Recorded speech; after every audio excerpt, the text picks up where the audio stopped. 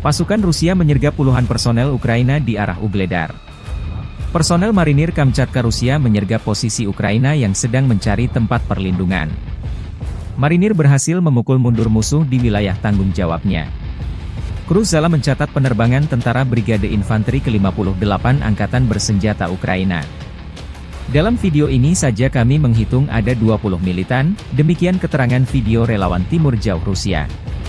Brigade Infanteri ke-58 salah satu unit Ukraina yang sebagian besar dikelola oleh mantan tahanan dan mereka yang dimobilisasi secara paksa, masa ini jelas mengalami masalah motivasi, sementara sebagian besar militan yang didakwa, kini dikirim ke wilayah Kursk, demikian tambahan keterangan videonya.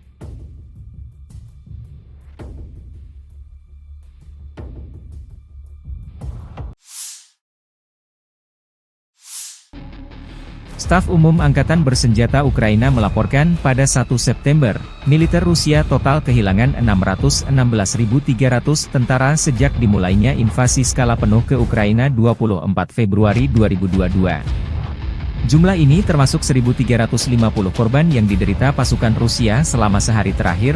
Menurut laporan tersebut, pasukan Vladimir Putin total kehilangan 8.592 tank, 16.760 kendaraan tempur lapis baja, 23.881 kendaraan dan tangki bahan bakar, 17.636 sistem artileri, 1.176 sistem roket peluncur ganda, 940 sistem pertahanan udara, 368 pesawat terbang, 328 helikopter, 14.507 pesawat tanpa awak, 28 kapal dan perahu, dan 1 kapal selam.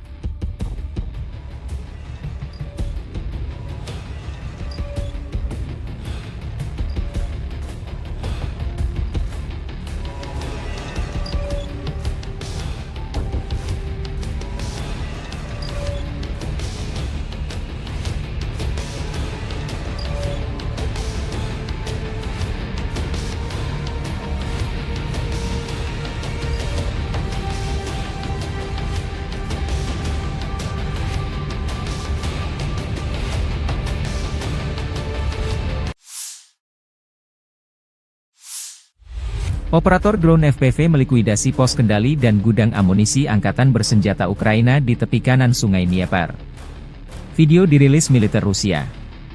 Pasokan drone penyerang memungkinkan siang dan malam untuk menghancurkan ruang galian, tenaga kerja, berbagai peralatan militer, pos pengamatan dan pos kendali Angkatan Bersenjata Ukraina. Dalam serangan berturut-turut, operator drone FPV dari unit pasukan lintas udara Ulyanovsk menghancurkan pemancar sistem komunikasi satelit, 2 pos kendali Angkatan Bersenjata Ukraina dengan personel, dan gudang amunisi.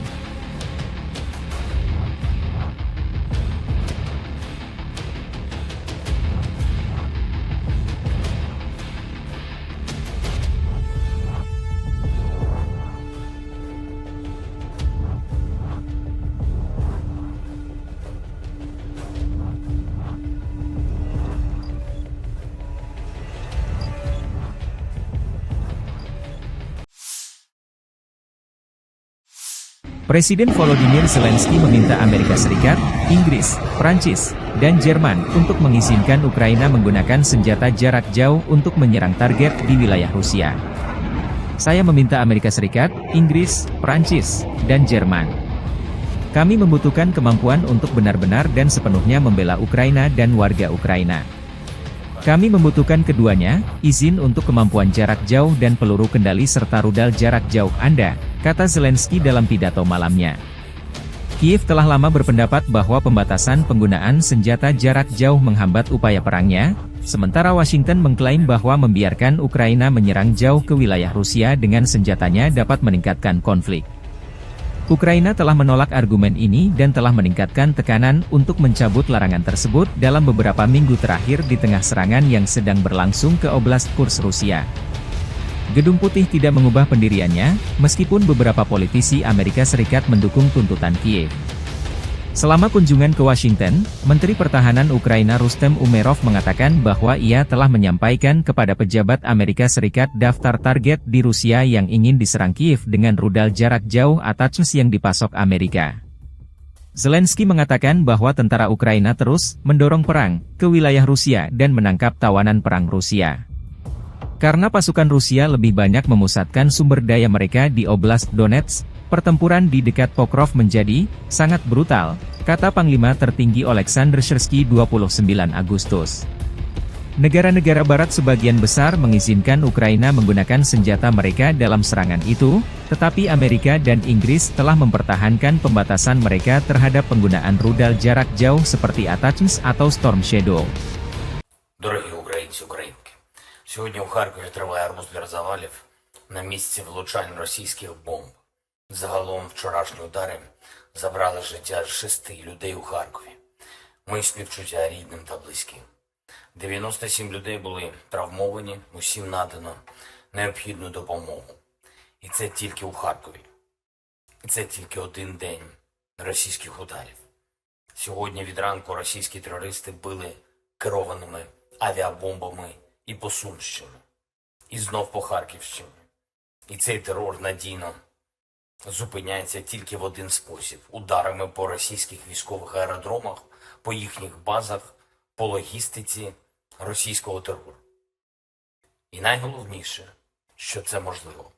Ми щодня говоримо про це з партнерами, ми переконуємо, ми даємо аргументи, і цими днями у Вашингтоні працює наша українська делегація, перша віце-прем'єр-міністр, міністр оборони, представники Генштабу, керівник Офісу, були зустрічі на різних рівнях, і серед перших для нас питань саме далекобійність для наших сил оборони, можливість не допустити усього цього терору, через який змушений проходити наш Харків та інші наші міста. Багато, дуже багато громад України. Очистити українське небо від російських керованих авіабомб – це сильний крок, щоб примусити Росію шукати закінчення війни та справедливого миру. Українські представники дали всю необхідну інформацію, всі необхідні деталі нашим партнерам. Я звертаюся до Сполучених Штатів, Великої Британії, Франції та Німеччини. Нам потрібні можливості реально і повністю захищати Україну та українців. Нам потрібні і дозволи на далекобійність, і ваші далекобійні снаряди та ракети. Не можна відкладати життєво важливі рішення, саме те, що може найбільш правильно вплинути на події. Також ми говоримо з партнерами про ППО, про системи, які так потрібні, особливо зараз, перед навчальним роком, щоб дати більше безпеки нашим українським дітям в школах, нашим містам, нашій енергетиці. Ми ж маємо з вами домовленості щодо ППО і щодо ракет, до систем ППО. Важливо якнайшвидше все це реалізувати. Ми працюємо цими днями ще активніше заради саме таких новин про додаткові системи ППО. Я хочу подякувати усім в світі, хто нам допомагає. Я дякую всім друзям України, які не мовчать про цей терор, які реагують на всі ці удари, які поширюють правду про цю війну і закликають світ бути більш рішучим, а отже більш результативним у захисті від Росії. Сьогодні говорив з головкомом, Покровський напрямок, найбільше штурмів, не просто також на Краматорському, Торецькому, Куп'янському напрямках, майже 200 боїв щодобово по всьому фронту. І найважливіше зараз завдати окупанту максимальних втрат та відповідати на всі російські удари. Ми обговорили також з головкомом деталі наших наступальних операцій, активні дії в Курській області. Ми продовжуємо поповнювати обмінний фонд для України та витискаємо війну на російську територію. Стійкість кожного нашого підрозділу, влучність наших воїнів та сильні рішення партнерів мають однаково вирішальне значення. Я дякую всім нашим бойовим бригадам. Слава Україні!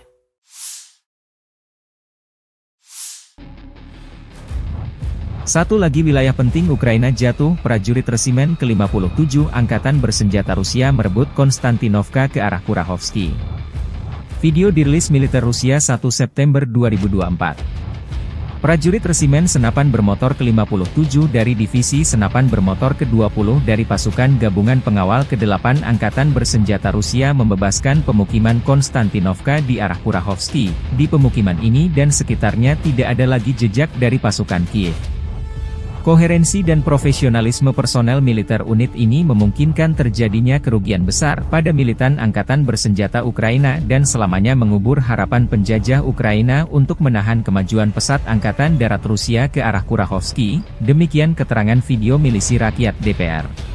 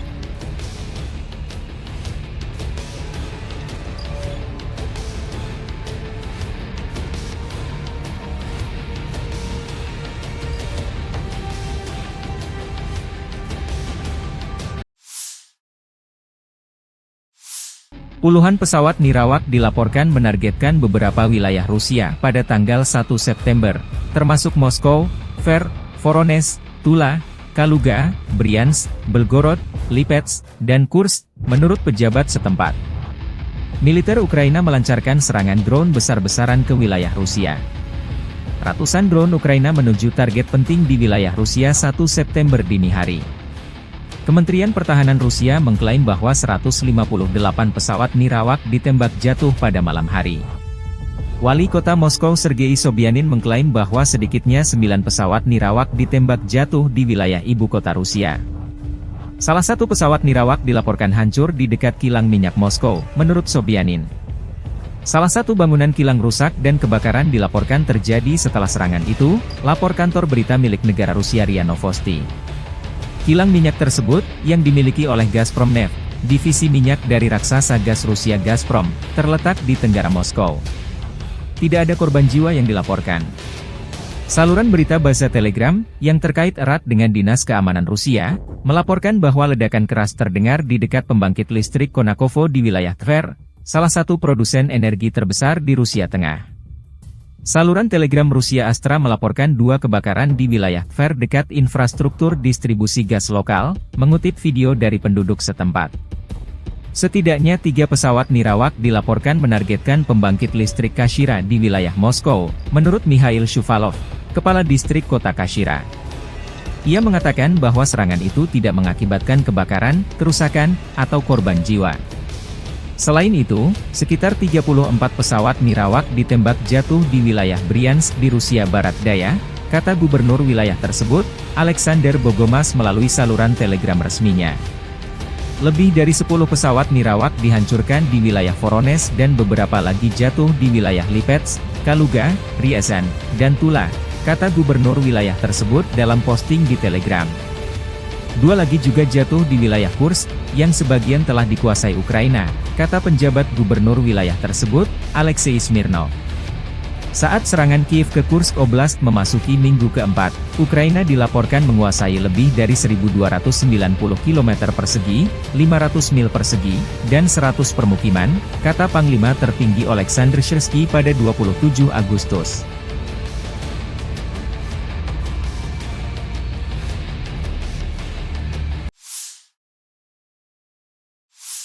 Tentara Rusia menyerang konsentrasi pasukan angkatan bersenjata Ukraina di daerah perbatasan Kursk. Lokasi teridentifikasi sebagai tempat angkatan bersenjata Ukraina memusatkan kekuatan untuk serangan lebih lanjut. Pengintaian mengungkapkan konsentrasi pasukan musuh di zona perbatasan dan mengirimkan koordinat serangan. Perkembangan lain, pasukan Rusia menghancurkan musuh di arah Kurahovsky dan Pokrovsky. Arah Kurahovsky. Pasukan Rusia merangsek maju di Konstantinovka, di wilayah kemitraan berkebun Shahtar, di sisa bagian barat Paraskovievka dan di area Balok-Svinyachia di area dengan lebar hingga 6,1 km dan hingga kedalaman 1,93 km.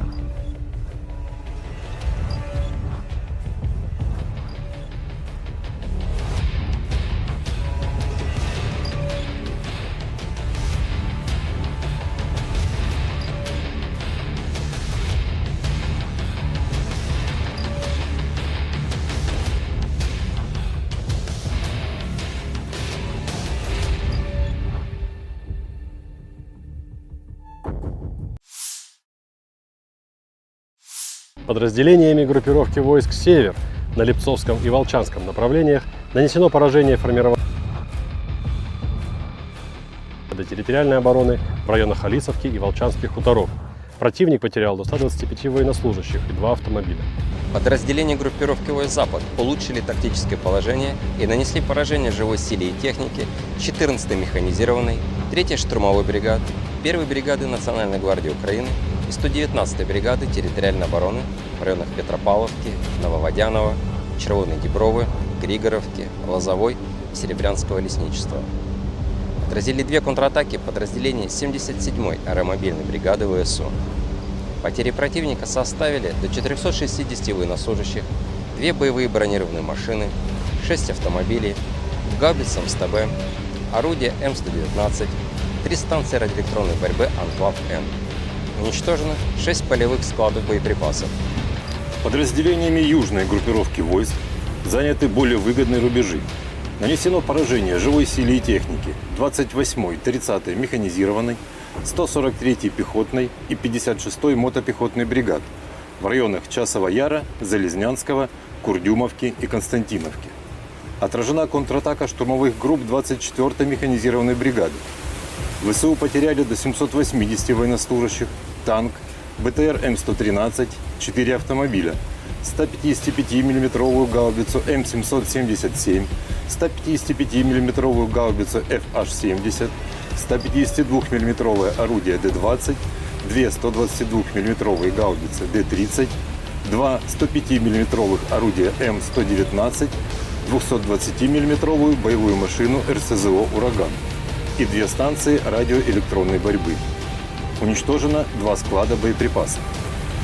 Оперативно-тактической авиацией, беспилотными летательными аппаратами, ракетными войсками и артиллерией группировок войск Вооруженных сил Российской Федерации уничтожена пусковая установка МЛРС. Поражены 4 цеха сборки беспилотных летательных аппаратов, склад ракетно-артиллерийского вооружения, а также скопление живой силы и военной техники противника в 135 районах.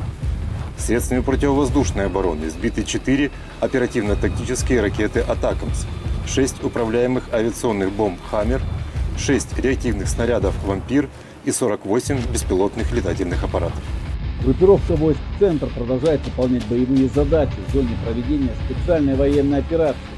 Подразделения группировки активными действиями освободили населенный пункт Кирова Донецкой Народной Республики. При поддержке артиллерии и авиации продолжили продвижение вглубь обороны противника и нанесли поражение живой силе и технике формированием 44-й механизированной, 95-й десантно-штурмовой, 142-й пехотной, 71-й егерской бригад ВСУ в районах Гродовки, Калинова, Михайловки, Розовки и Дружбы. течение суток отразили 7 контратак штурмовых групп 32-й, 53-й механизированных, 58-й Егерской бригады, 37-й бригады морской пехоты ВС. Противник потерял до 455 военнослужащих, боевую бронированную машину 3 автомобиля. В ходе контрбатарейной борьбы уничтожены 2 орудия МСТ-Б, 3 гаубицы Д-30 и гаубица М-101. Подразделения группировки войск «Восток» улучшили положение по переднему краю, нанесли поражение живой силе и технике 72-й механизированной, 58-й мотопехотной бригад в районах населенных пунктов Водяное и Угледар. Отражена контратака штурмовой группы 31-й механизированной бригады. Противник потерял до 125 военнослужащих, танк, боевую бронированную машину и 4 автомобиля. Подразделения группировки войск «Днепр» продолжают выполнять боевые задачи в ходе проведения специальной военной операции. Огнем артиллерии и ударами авиации нанесено поражение формирования 65-й механизированной, 141-й пехотной, 128-й горно-штурмовой бригад и 39-й бригады береговой обороны в районах Новоданиловки, Казацкого, Орехова, Нестерянки, Садового и Херсона. Потери ВСУ составили до 90 военнослужащих, 8 автомобилей, 2 склада боеприпасов и склад военно-технического имущества. В ходе контрбатарейной борьбы уничтожены 155 мм гаубица М777, 155 мм самоходная артиллерийская установка АС-90 и станция радиоэлектронной борьбы.